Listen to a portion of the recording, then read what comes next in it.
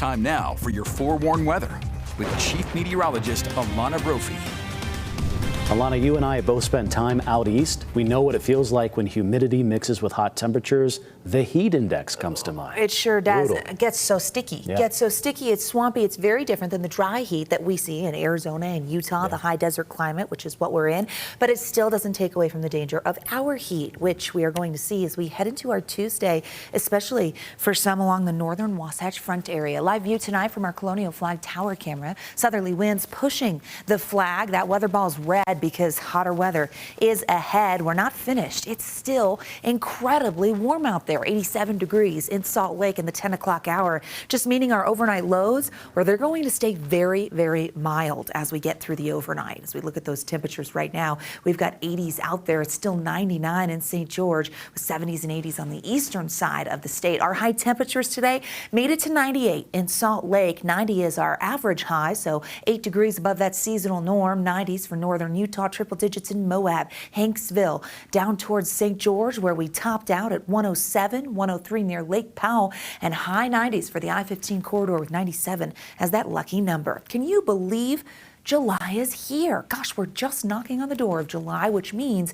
we crunch those numbers for June. Speaking of hot, our average temperature coming above that 30-year norm by about 4 degrees. But look at precipitation, incredibly below average. The high pressure that set up and brought the heat also kept us extremely dry. Salt Lake City typically averages almost an inch of precipitation for the month of June. Just not the case. We were barely over a tenth with a very dry pattern. As we look at our precipitation calendar, we only had 1 day of measurable moisture in Salt Lake City, only 1 day, and very dry for the remainder of the month. And now we go into July, which is climatologically speaking our driest time, 80 degrees by 11 p.m. with clear skies, dry conditions, a very mild overnight, low to mid 70s expected along the Wasatch Front, which means by 9 a.m. we're into the 80s and continuing to climb. And for some locations, that means we could see triple digits. That heat advisory goes into effect at noon for the Northern Wasatch Front and eastern Box Elder County. We're expecting several triple-digit readings in this area.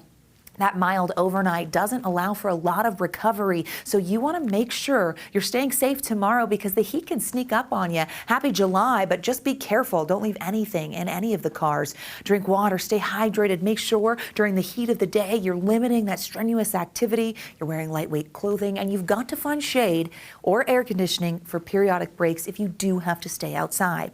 Great picture coming out of Payson. Cade sent us this one. Look at that towering cumulus. This just shows that moisture is present. And we're going to add to that as we trek through this holiday week. Moisture in Castle Country. Time-lapse videos showing some of the pop-up storms. High-based convection, so virga, precipitation evaporating before it hits the ground, rolling through this afternoon and evening. But some gusty winds associated with that. We saw a 57-mile-per-hour wind gust in Milford with those dry storms. Satellite radar shows some of those dry storms on the move. That southerly flow kind of pushing into south-central Utah, and then in the west desert there, heading towards Delta and perhaps near Wendover, where we could see some gusty winds tonight.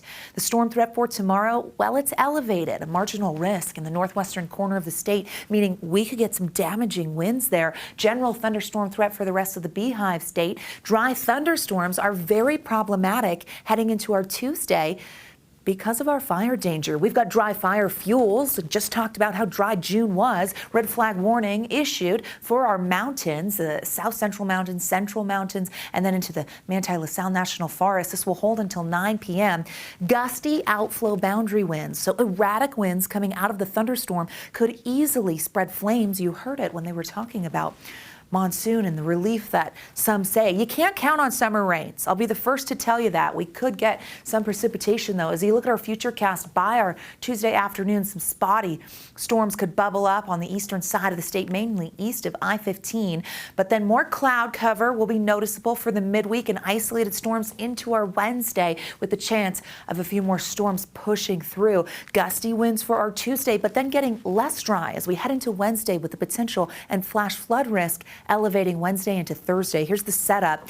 We've got a ridge of high pressure at four corners high, clockwise flow. We're dragging moisture from the south, aided by this area of low pressure, counterclockwise there. And how about we take a little tropical moisture, if we can, from Tropical Storm Flossie? Possible that we could see that moisture move into the state. That keeps us a bit unsettled as we make it through the holiday week. But by the 4th of July, forewarning you now, the heat comes back and only a slight chance of a storm in the south. The low goes around the ridge and the heat comes back and it becomes the big weather headline. Temperatures for tomorrow could go 100 in Provo. Salt Lake's not out of the mix. Triple digits in Moab, 107 in St. George with smoke-filled and hazy skies expected. Isolated thunderstorm Wednesday in the south. By Thursday into the upper 90s with that cloud cover. The 4th of July, hot, but seasonal norms. We could see a slight chance of a storm down south. We will also be seasonal along the Wasatch Front. Low 90s expected, which is where we should be this time of year. The holiday weekend starts to cook a little bit with those mid 90s there. Oh, got those. It's not just me barbecuing. No,